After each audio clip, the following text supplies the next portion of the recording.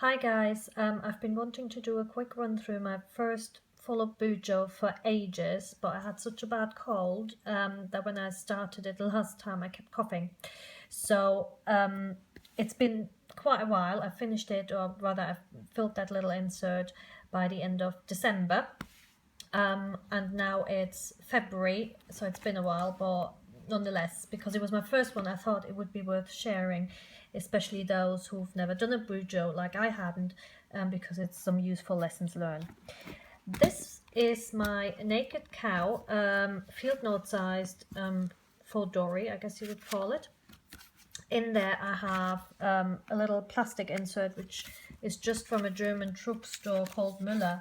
There we go, and it is actually a passport cover. But before I had any sort of slip inserts, I used this to put little bits and bobs in, and I still have it in there. This is my current insert that I use, so it's my Bujo from January. Then I have one in there which I use on my blogging sort of schedules and things like that. Then I have an insert which I haven't even filled yet because I don't know why. Bits for cards in, and then I have one in which I just sort of scribble and stuff like that. But what I actually wanted to show is this one, and this was the first Bujo I've ever done. I started it on the 1st of November. There we go, the classic bit where we start is the key, and that was pretty much a standard key that I found on Bujo, and there you go, first attempt at bullet journaling. My first lesson learned was that in the index, I did a really simple but daft thing. I wrote the subject of whatever is contained on a page and then the page number, which means it looks really messy. So in my next Bujo, the lesson learned was page numbers first, then the content. I should just make it look a little bit neater. Then this is my annual sort of forward planning, and I did it for 12 months going forward.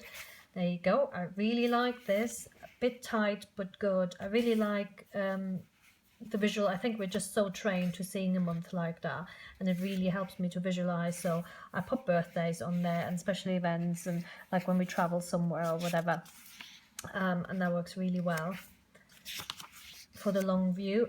This was my first attempt at a month layout and didn't like that at all. I think it's the fact that I'm in field note sized, so you only get about 25 lines, 25 days on there, which means you then complete your month on the second page, which is annoying. And secondly, it's just not visual enough for me. So yeah, just didn't like it. I did this one for my blog initially in this insert and immediately liked the format, which is why I'm saying here, use the one, put the blog in a separate booklet, which I subsequently did, but use this kind of layout for my monthly forward planning in future, which I then did. Then I did weekly pages, so I've got monthly pages and weekly pages, and I really like them. So I started off with a little quote and I tried to make them relevant for the week. And that was actually a week when I was off and I was in Germany, which was also one of the reasons why I started the Bujo, because I had time. And there you go, enjoy the little things in life, because one day you will look back and realize they were the big things. Sorry, a message just popped up on my phone there. So I note down just a few highlights of what happened on a day, maybe, and popped little stickers in. There we go, it was my little one's birthday. I put on when I was expecting for something to be delivered. This was supposed to be the shopping list of what we were picking up in Germany, Centuria, which is one of our favorite wine when we go to my parents'. And then, so I have monthly, I have weekly, and then I did daily pages, my very ever first daily page, and that was more or less just a shopping list of stuff that I had to pick up and things I had to do, and then little snippets of what happened on the day. And then I started to experiment a little bit with headers. Now, I'm not very artistic. I bought some stamps, I included some washi tape, but it was really only just starting to be sort of a creative outlet. One thing I thought very early on that would be useful is a page on my thoughts as I go along. So I can't remember where I got all of these bits and bobs. Some of them I got off blogs, sort of hints and tips and stuff, and then I added my own notes to say, you know, for example, have a separate insert for collection, and that was sort of brainstorming what kind of different functions does my Bujo have to fulfill and that kind of stuff. So I really found this useful looking back at it when I went to do my second insert, because I took some of the hints and tips and stuff. Now this one is a daily page, and that's what I love about the Bujo. So you can see here we've got a daily page which is one page long, or rather half a page, and then it's some scribbles and thoughts and stuff. And we've got a collection in between, and then we've got a daily page which is, or rather, a daily spread. Just because I had a lot to write about that day, because it's my little boy's birthday, and it was really nice to not be restricted by how much space I had. And then we continue in the week, and I only use half a page for each day, Saturday, Sunday. So we've got 4 days on 2 pages. Went to castle, there we go. Then I had a collection which I used as sort of a brain dump, and I started using collections always on a double page, not on one page, just because I like turning over and having a new clean space for thought, or a new week or whatever. But I never used up all the space. So one question I'm asking myself is, do I always need to use a double page for every collection? Another collection where I didn't use a lot of space, just sort of planner resources, where to buy covers, inserts and so on. Asking myself whether I ought to migrate this or not, because by now I kind of know the names and I might not necessarily have to write it down again. A new weekly page with a apt quote for that week. And we go into daily pages again, and I put some stickers, some more stickers. That's when that horrible stuff happened in Paris. Christmas shopping list, which was very useful, and I did some homemade stuff as well, so reminders to strain the vodka and the gin and all that kind of stuff. And we're into a new week. One of my favorite quotes from a Dr. Seuss book, I read my little one, what's it called? The Places You Go by Dr. Seuss.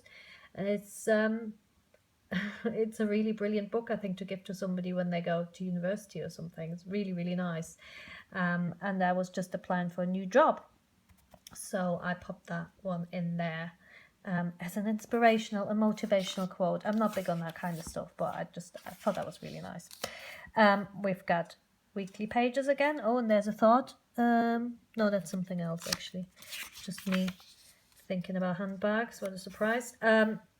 I found all of the Coletto inks I liked, and I thought I'd start doing like a reference page on inks and pens, but yep, that went really well. Things to do with my little one, just because when you have time then you sometimes think, ooh, what could I do? That's all part of the sort of daily pages. What did we do Saturday and Sunday? Didn't write much there, you can see that. And that was me trying a new version out for a weekly spread. So instead of having it going down here and then all other kind of bits and bobs on that page, I thought, no, let's go across and every day get a little space like that. Just didn't really work that well for me, and the to-dos didn't fit on, so I had to have the weekly to-dos on a separate on the next double page, which I didn't like. But then into the daily pages, very similarly, there you go. I clearly need some practice with my stamps. Continue on. Oh yeah, I got the job, so there we go. And I've started a job now a little while ago. That's how long it is. It's been since I finished this. Just looking whether there's anything else. Oh yeah, I did the Plan With Me challenge, and I circled all the ones I did, and then I just kind of stopped. Even though I probably would have had ideas, I was busy at that time, had no time, and yeah, was a little bit well, I think once you stop doing it, if you're in the habit of doing it every day, and you just sort of in that mode, in that thought, you can continue, and then you will probably complete it. But if you don't, then once you stop, that's it, you're out of it. I thought I'd do some doodles and never really did them. There we go. That's my monthly layout, which I then really liked. And it was Christmas. So a few Christmassy stickers and a little wintry sticker. There you go. A weekly layout, which I liked. I didn't have anything to write on a Monday, and I doodled. And I think it's really cute. What's happening there? We've got normal daily, and I was just trying out sort of different indicators for the different days. And oh, look, my doodle challenge. I actually did complete this, even though I think the last few days I literally did sort of halfway through January. But considering I'm really not very artistic, yes, it was fun. I really enjoyed it, and I'm quite impressed with some of the days. When I had no idea what to do, I just Googled doodle and then that word and tried to copy it, because, as I said, I'm not very good at that. Some are not so great, like candy, but I think the boot is quite cool, and the penguin and the bow. So yeah, quite like that. Well, yeah, there was a lot of stuff going on in the world, so that was on my mind. But anyway, so new weekly layout, different headers, and that's what I love about Bujo. You're so flexible. You might have a day where you have very little going on. That's it on the Wednesday, just a few to-dos to remember, and that's it. You move on to the next day. So actually we have a whole week in terms of the dailies on a double page. That's it. And then my to-dos before Christmas. I was off for a few days, and yeah, that went really well. Of course, I didn't do all of them. We've got another week. We've got individual days. Wednesday, Thursday, Friday, all crammed into one day, because it was essentially, I was at home, so it didn't really matter in which order a lot of the things were done. And then what I had to pack. What did I write down there? Oh, there we go. Yeah, no inspiration that week. It's whatever on a date, and I still don't have a quote, and I just gave up. I kept thinking, oh, which quote will I put in there? And then again, I just think, just let it go. Do what works for you. Stuff to do, or what we did when in Germany at my parents', and I kind of completely gave up there. I was in holiday mode. I didn't really care.